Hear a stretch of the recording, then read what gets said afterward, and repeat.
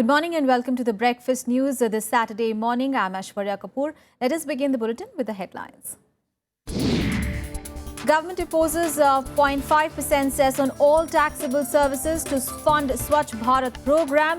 Excise duty on petrol and diesel also hiked overnight. Prime Minister on day-long visit to Jammu and Kashmir today will address two public rallies in Srinagar and Ramban. Delhi police to seek joint interrogation of underworld don Chhota Rajan. Special cell to question him on alleged nexus between underworld and terror outfits. After war veterans threaten to return their medals over OROP, Defence Minister says notification for the scheme will be out before Diwali. And historic meeting between leaders of China and Taiwan in 66 years to be held in Singapore. Talks aimed at promoting peace as no major agreements are expected.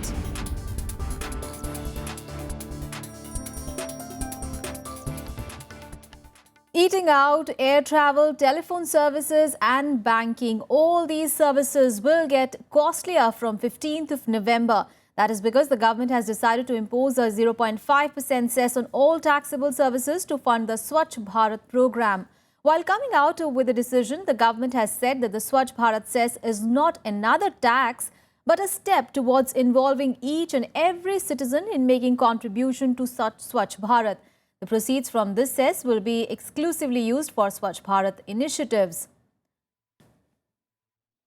Now, the additional cess would be over and above the 14% service tax rate, which is already being levied and may yield the government an additional of about 400 crore rupees during the remainder of the current fiscal. Finance Minister Arun Jaitley had in Budget 2015-16 proposed to levy a Swachh Bharat cess of up to 2% on all or certain services if need arises.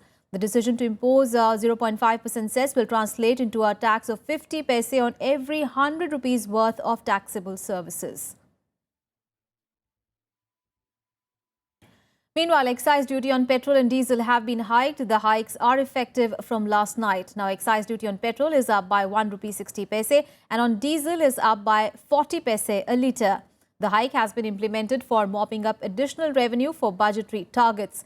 The government had raised excise duty on these fuels 4 times between November and January to take away the reduction in retail rates that came from falling of international oil prices. The 4 excise duty taxes between November and January had led to about 20,000 crore rupees in additional revenue to the government. And in other news, while painting a promising picture of the future, Prime Minister Narendra Modi has said that the country is headed in the right direction. Not only did he praise his government's efforts at economic reforms, the Prime Minister also commended the fight against the black money menace. Here is a report from the Delhi Economics Conclave. Adopting a positive approach on the economy, Prime Minister Narendra Modi has said the economy has performed better on all parameters since his government came to power. By almost every major economic indicator, India is doing better than when we took office 17 months ago. GDP growth is up and inflation is down.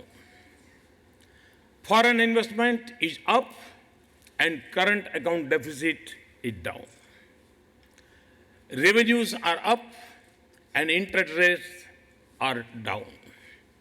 The fiscal deficit is down and the rupee is stable. While inaugurating the Delhi Economics Conclave 2015, the Prime Minister also promised that reforms would continue and that these would be inclusive. He also praised his government's efforts in bringing back black money stashed abroad. Reform is not an end in itself. Reform for me is just a way station on the long journey to the destination. The destination is transformation of India. Therefore, reform to transform and reforming to transform is a marathon, not a sprint. Praising his government, Modi said it had embarked on a course of fiscal consolidation. He particularly praised the Jan Dhan Yojana, the Aadhaar card scheme and the Mudra initiative. Bureau Report, Rajya Sabha TV. And now a special segment, a verdict 2015 on Bihar elections.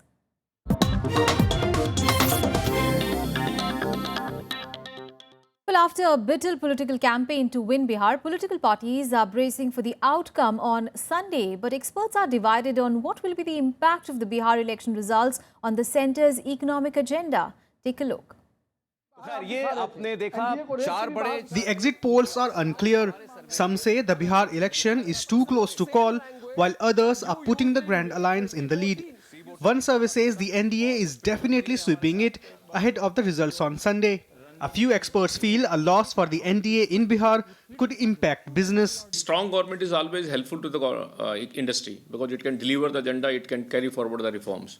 So we believe in case the central get weaker or is not so strong, then definitely there will be issues on the agenda, reforms, economic reform. We are talking of GST, we are talking of other FDI issues. All those issues will take a backseat in my view. Hanging in the balance are important business reform bills, starting with the constitutional amendment bill to implement the GST or the common goods and service tax regime. Cleared by the Lok Sabha, it stuck in Rajya Sabha due to lack of numbers for the NDA. Same is true for the land acquisition bill. A Rajya Sabha Select Committee has cleared the bill to create a regulator for the real estate sector, but it could not be taken up in the monsoon session. In Bihar, I think people would, take it as a bit negative because it would further, dent their expectation of, getting approval, faster approval for the bills which is waiting in the Rajya Sabha. So it may affect the sentiment. Suppose Bihar doesn't come with them, so we'll have to wait a little bit more. But the results, I feel, will not have any impact on center. A victory for the NDA in Bihar could be the biggest boost for the 18-month-old NDA government's economic agenda. A loss, conversely, could delay the process. Krishnan Tripathi's report for Rajya Sabha TV.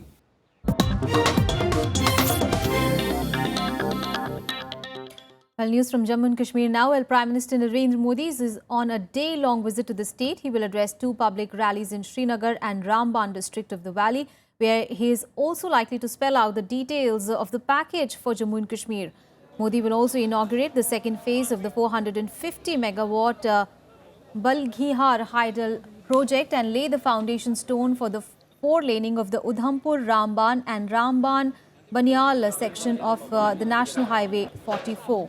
The Sher-e-Kashmir Cricket Stadium, where Modi will address a rally in Srinagar, has turned into a virtual fortress. Elaborate security arrangements have been made. Additional police and paramilitary forces have been deployed in and around the area. Police have also taken top separatist leaders into preventive detention, while some leaders, including Sayyid Ali Shah Gilani and Mirwais Umair Farooq, have been placed under house arrest.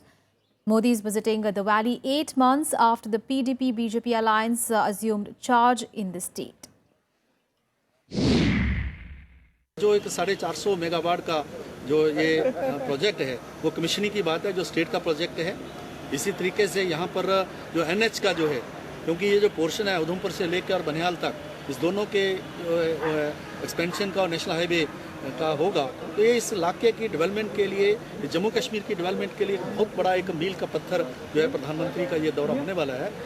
This is the PM's visit and there is a security deal for the VVIP arrangements, and as per the protocol and as per the security deal, all the security arrangements have been put in place.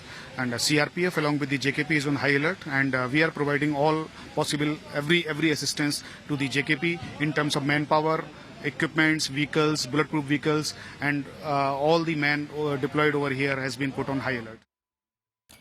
Well, threatening to return medals and gallantry awards, war veterans are trying all methods to get the government past the OROP scheme. Now, assessing the situation, Defence Minister Manohar Parrikar has assured the notification of the scheme before Diwali.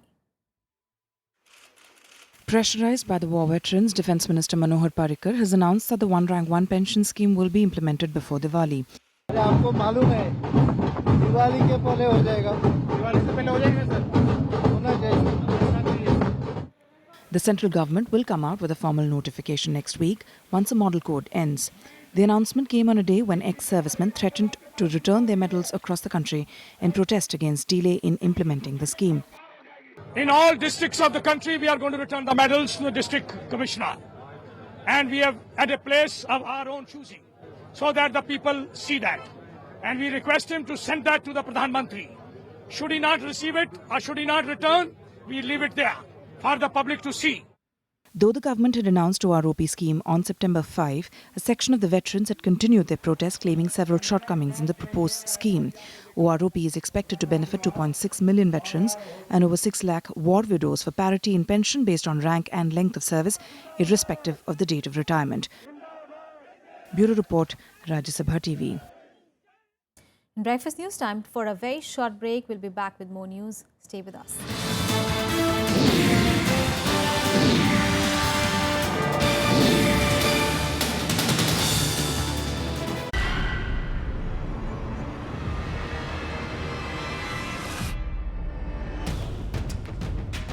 Earthquake-prone country in India, we require a lighter weight building to resist the earthquake as well as the blast force.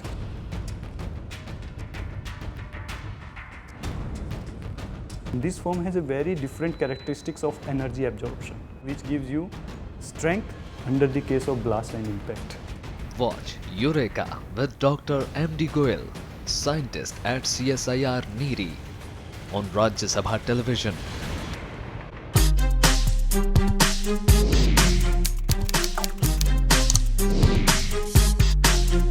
Get live Rajya Sabha session. News, views, reports and analysis you can trust on social media. Subscribe, follow, like Rajya Sabha television.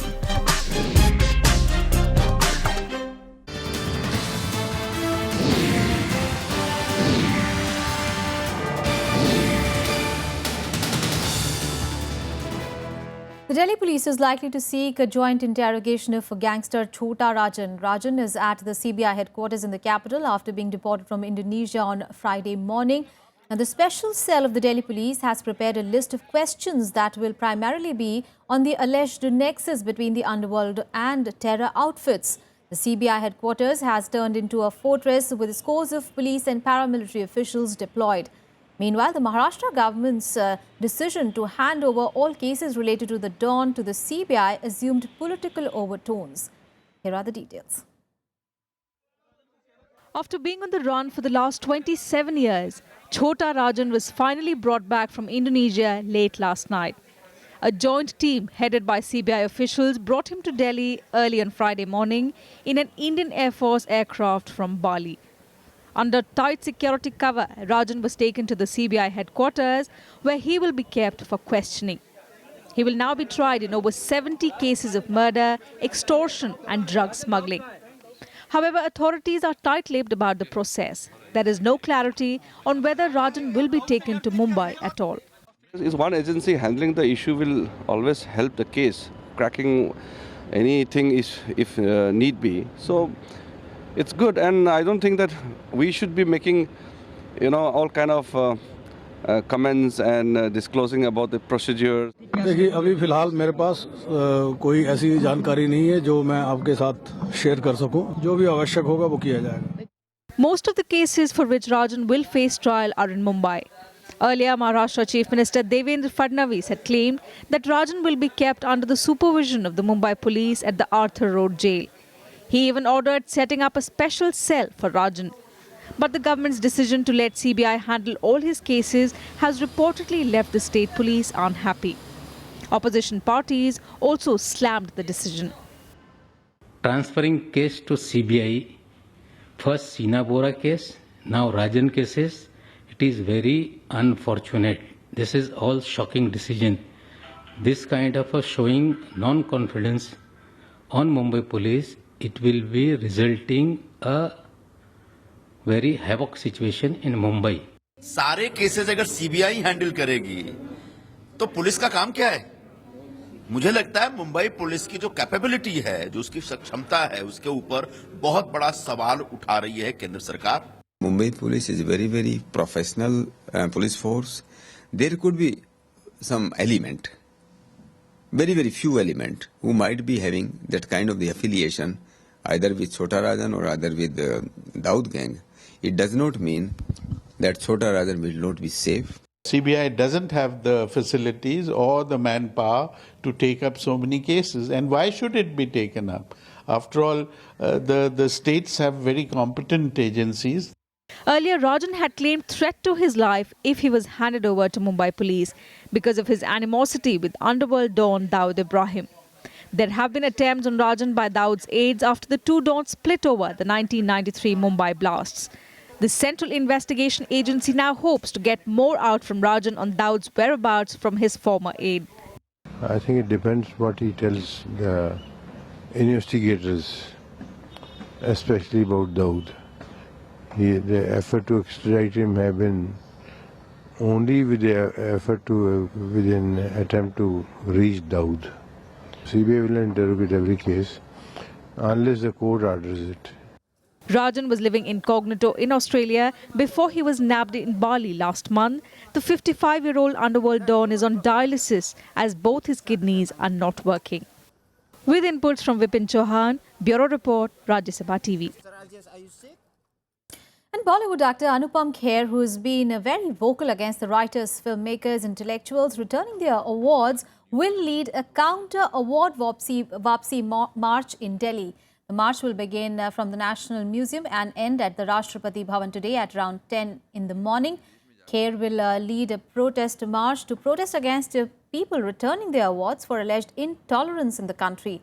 He even called this award Vapsi an attempt by a section of filmmakers and actors to tarnish India's image. A filmmaker, Madhur Bhandarkar and Ashok Pandit will also take part in the march. Host of filmmakers, including Dibakar Banerjee and Anand Patwardhan, returned various government awards and honours that they had received to express solidarity with the agitating FTII students, while several others like writers and intellectuals have returned their awards over what they call is rising intolerance in the country. मैंने कुछ अखबार पढ़े बाहर के विदेश के और मुझे तकलीफ भी हुई और गुस्सा भी आया और ऐसे बहुत सारे करोड़ों लोग हैं हिंदुस्तान में जो ऐसा नहीं सोचते हैं कि India is a intolerant country Congress ने अपना जुलूस निकाला होगा पॉलिटिकल पॉइंट ऑफ व्यू से उनकी बात है और अगर बीजेपी अपना जुलूस निकालना चाहती है तो वो निकालना चाहती है ये जो इंटॉलरेंस का नया इन्होंने एक वर्ड ढूंढा है ये हमारे देश पर तो बिल्कुल लागू नहीं होता किसी और देश लागू होता होगा तो उस देश में जाकर बोलना चाहिए There is this discourse on intolerance in the public and it's a good discourse. It should be done. But I just want everyone to know that the reason why I returned my award was to draw the attention of the people, of the government and every Indian citizen to what's happening at the FTII, which is a premier film education institute of India. And what else is lined up for the day? Let's take a look in the day ahead. Well, the counting of votes for the Kerala civic polls is taking place today. Voting was held on 2nd and 5th of November.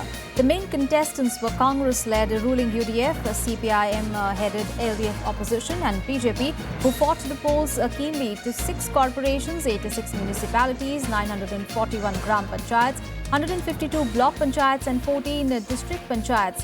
A total of 75,549 candidates contested in 21,905 wards. The election outcome is significant as it would indicate the political trend of the state, which is going for the assembly polls in mid-2016. Indian and Russian troops will be conducting a 14-day-long joint military exercise in Rajasthan's Thar Desert. The Indo-Russian troops exercise is being held to fine-tune the skills in counter-terrorism operations. 250 soldiers from Russia will be taking part in the exercise. Congress President Sonia Gandhi will visit Jageshwar in Almora district in Uttarakhand today. She will go to Uttarakhand to take part in the 3-day International Yoga Festival.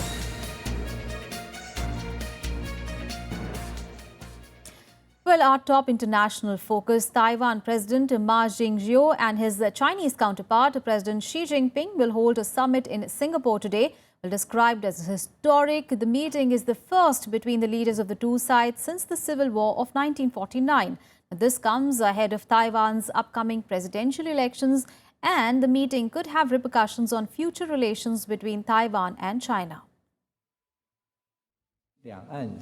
They are neighbors who have feuded for decades. But things are expected to change when Chinese President Xi Jinping holds talks with Taiwan's President Ma Ying-jeou in Singapore. A meeting 66 years after the end of Chinese civil war that drove both apart. 按领导人的身份和名义进行，也就是说，大陆这边领导人是以大陆方面领导人。 While the meeting has been touted as historic, no major agreements or deals are expected to be reached. The meeting, largely symbolic, will be aimed at promoting peace and finding ways to reduce hostilities. Taiwan's ties with China have improved under President Ma, whose KMT party is seen as pro-Beijing. Ma hopes that better economic relations with Beijing will boost his chances in the upcoming presidential polls in January 2016. 我们认为这是一个适当的时机，进一步推动两岸关系的发展，同时把两岸领导人会面的机制建立起来。 The meeting comes despite serious differences between the two. China refers to Taiwan as a breakaway province, not ruling out the use of force if it officially declares itself to be independent from the mainland. Moreover, there are growing fears in Taipei over China's influence. Thus, while highly symbolic and historic, today's summit is not expected to be a game changer. Bureau Report, Rajya Sabha TV. And now an update on the Russian plane crash in Egypt. Well, French aviation officials have said that the technical failures were not the reason behind the Russian plane crash in Egypt last week. French officials say the flight data recorder suggested a violent, sudden explosion caused the crash, killing all 224 people on board. According to UK officials, intercepted militant calls indicate a bomb was put in hold before the takeoff. Militants linked to the Islamic State claimed that they downed the plane. The Metrojet Airbus 8321 was flying from Sharm el-Sheikh to St. Petersburg when it came down in Sinai last Saturday. Most of the victims were Russian. Following the incident, Russia's decision to suspend flights to Egypt has hit the tourism industry badly in Egypt. More than 30% of the tourists who visit Egypt each year come from Russia. More international news now in World Wrap. Nepal's busiest entry point for goods from India witnessed another wave of unrest on Friday after police failed to clear a border blockade. The situation is the latest flashpoint in the agitation by groups in the southern Madhya strip, angered by a new federal setup enshrined in the Basic Law. Meanwhile, Nepal's new Prime Minister KP Sharma Oli criticized New Delhi for raking up alleged rights abuse in Nepal at the UNHRC and said that the blockade of key border points with India is more inhuman than a war. China and Vietnam on Friday agreed to maintain peace and jointly tried to resolve the South China Sea controversy. Chinese President Xi Jinping, who is visiting Hanoi, extended his hand of friendship to Vietnam amid tensions in the South China Sea. Tensions are running high ever since a U.S. naval ship sailed into the disputed waters recently. Vietnam, the Philippines and Indonesia are in a dispute with China over some of the islands in the sea. This is the first time in 10 years that a Chinese president has visited the country. Israeli soldiers on Friday shot dead an elderly 72-year-old Palestinian woman accused of trying to run over soldiers in the occupied West Bank. In another incident, Israeli army shot dead a Palestinian man during Gaza protests as stone-throwing protesters clashed with Israeli troops in West Bank. Meanwhile, a knife-wielding assailant also wounded an Israeli civilian. The incidents extended a 5-week-old campaign of Palestinians' attacks fueled in part by Muslim agitation at the stepped-up Jewish visits to a contested Jerusalem shrine. Casualties from 2 collapsed dams at a Brazilian iron ore mine mounted on Friday as rescue teams searched for dozens who were missing in the mud and debris left by flood that devastated the village in country's southeast. Now, 17 people have been reported dead. Pets, farm animals and other animals were among the victims killed or injured. Many animals are lost or stuck in the thick mud and debris left behind from colossal floods.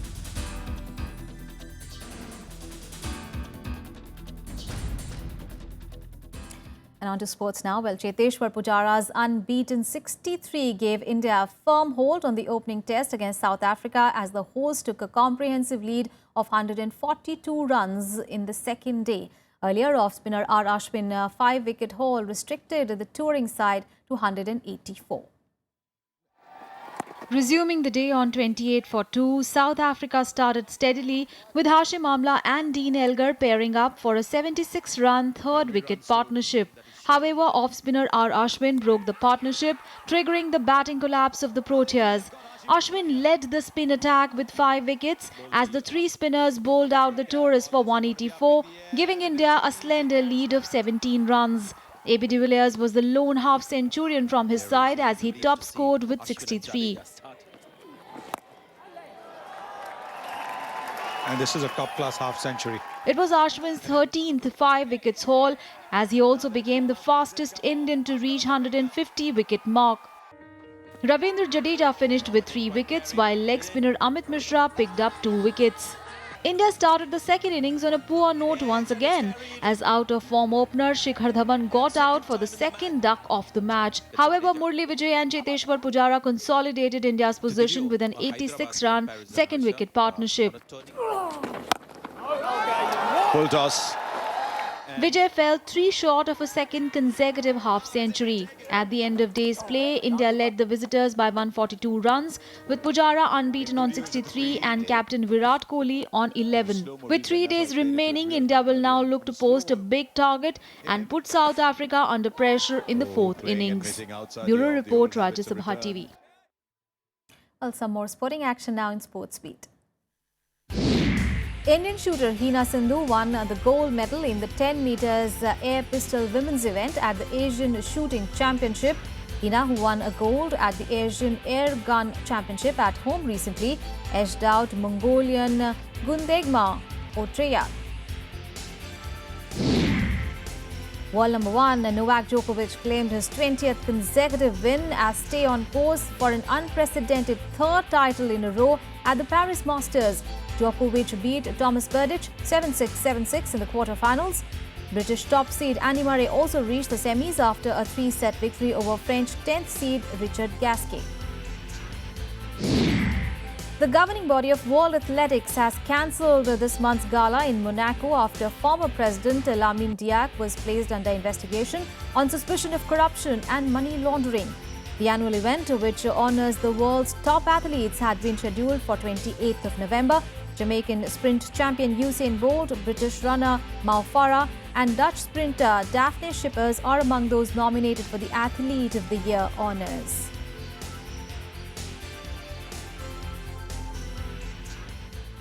That's all in this edition of news. Thanks for your time.